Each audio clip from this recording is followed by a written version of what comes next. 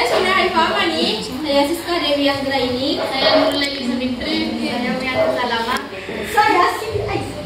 Kami dari kelompok 3 kelas 10 IPA SMA Nazatul Tulab akan melakukan praktikum larutan elektrolit dan non elektrolit.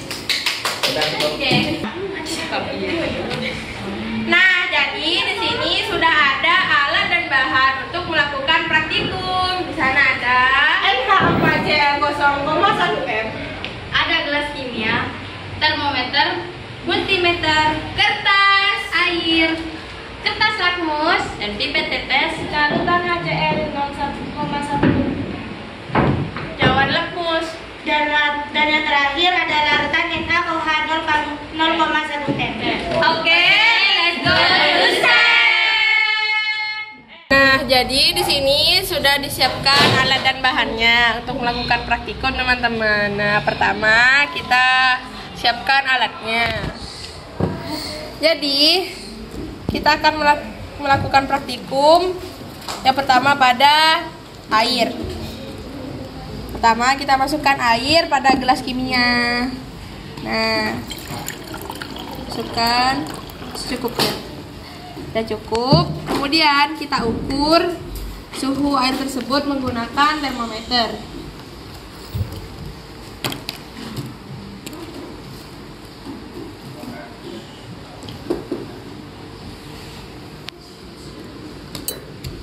Nah, cara mengukur air dengan termometer itu, pertama tangan kita harus berada pada tali di ujung termometer, karena apabila kita menyentuh pada termometernya itu akan mempengaruhi terhadap suhu yang diukur.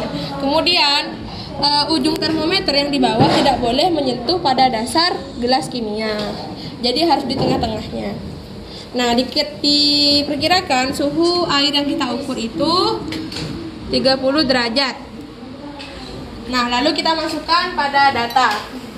Sebelumnya kita telah membuat tabel. Jadi kita ada nama larutan yang akan diukur, kemudian suhu, kemudian termasuk larutan ini termasuk asam atau basah, dan tegangan arus listriknya itu berapa, serta larutan ini termasuk larutan elektrolit atau non elektrolit.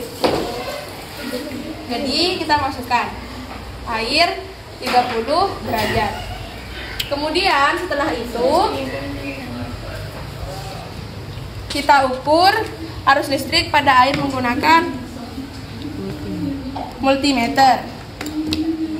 Nah, jadi cara mengukurnya kita harus teliti pada angka pertama yang keluar pada multimeter tersebut.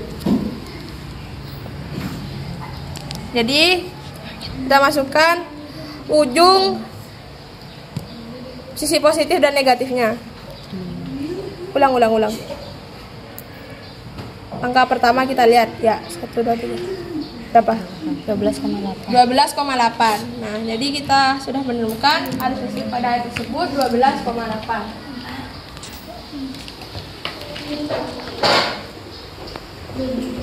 Nah, di sini diisi netral karena air itu adalah larutan satu-satunya yang ada di bumi yang netral. Kemudian air ini termasuk larutan elektrolit karena bisa mengalirkan arus listrik.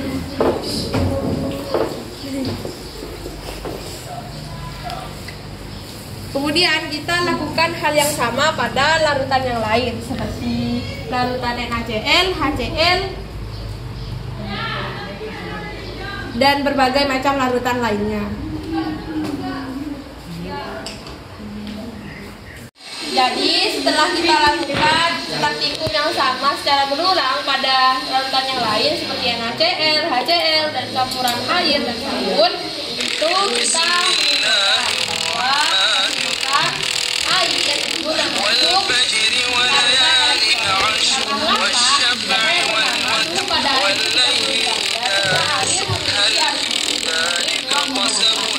kemudian yang kedua, kita juga sebutkan bahwa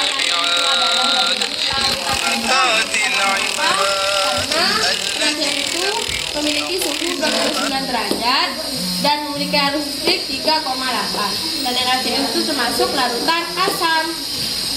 Kemudian larutan yang ketiga itu HCl, yakni 29 derajat. Dan HCl itu termasuk larutan elektrolit karena memiliki arus listrik, yakni